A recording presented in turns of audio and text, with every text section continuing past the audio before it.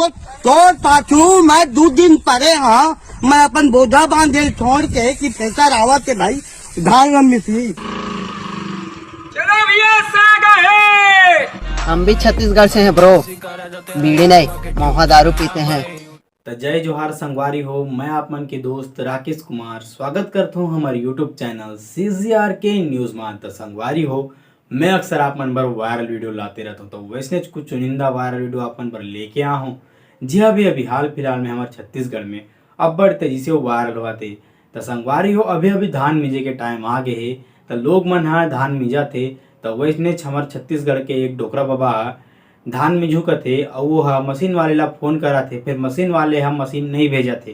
तो संगवारी हो, ये वीडियो ला आप मन ला दिखाना चाहत हन। मोरला फोकट में मिस से कहा हाँ तो मैं न हूँ आदमी जब को तो पाछू मैं 2 दिन परे हाँ मैं अपन बोझा बांधे छोड़ के कि पैसा रावत के भाई धान में मिसली 7 बजे टाइम दे और तो ड्राइवर कुदावत घर ले लाई तो नहीं बोल रही हूँ मैं 5 घंटे जब बनी गया जग्जा का बंदौनी था।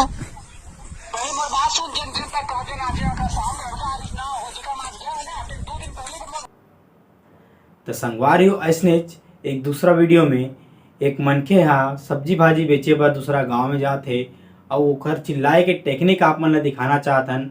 जे अभी हाल फिलहाल में हमारे छत्तीसगढ़ में अब बड़ी तेजी से वो वायरल हुआ थे।